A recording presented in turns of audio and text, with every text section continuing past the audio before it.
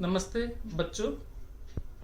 I JVN Himanshu Surohiya, Jyoti Vidyapeeth women's university, department of science and technology. Today I will cover third model of RCS, frequency model. Last day and before last day I have discussed about amplitude model, compound model, but today I will cover third model of RCS, frequency model. What is the frequency? Everybody know very well what is frequency, what is the wavelength. Now let's see frequency model.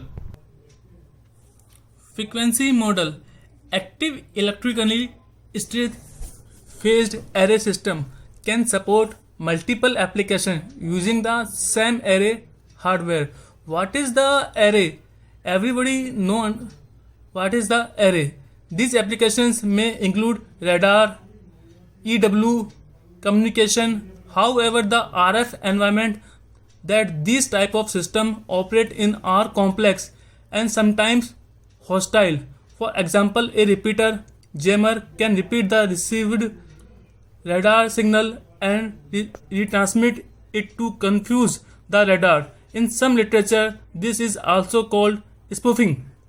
Frequency alignment can be effective technology to counter the signal generated from interference sources and help support effective operation of this system.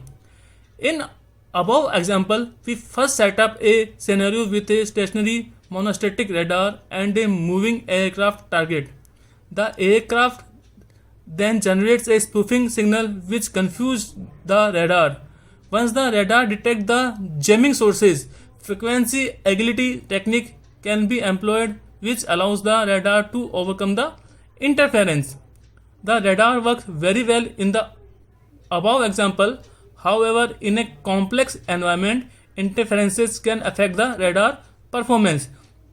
The interference may be from other systems such as wireless communication signal and jamming signal. Modern radar system must be able to operate in such environment. A phased array radar can be filter out interference using spectral processing. If the target and the jamming source are not closely located in angular spaces, beam forming may be an effective way to suppress the jammer.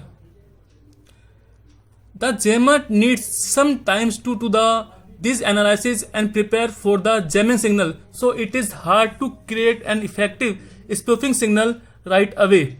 But generally, within the several pulses intervals, the jamming signal is ready and the jammer can put in the within the arbitrary position in a pulse to mark the spoofing target. Look close the further compared to the true target. Assume the jammer wants to put in the signal above 5.5 km out. The jammer could transmit the jamming signal at the right moment to introduce the corresponding delay. In addition, this is a one-way propagation from the jammer to the radar. The required power is much smaller. This is indeed what makes jamming very effective, as it does not require much power to blind the radar. One possible approach to mitigate the jamming effect at the radar receiver is to adopt a predefined frequency hopping schedule. In this case, the waveform transmitted from radar may change carried frequency from the time to time. Since the hopping sequence is only known as the radar, the jammer would not be able to follow the change right away. Instead, it needs to take more time to acquire the correct carrier frequency before a new jamming signal can be generated. This is powered by digital version 2.0, Jyoti Vidyapeeth Women's University. Thank you.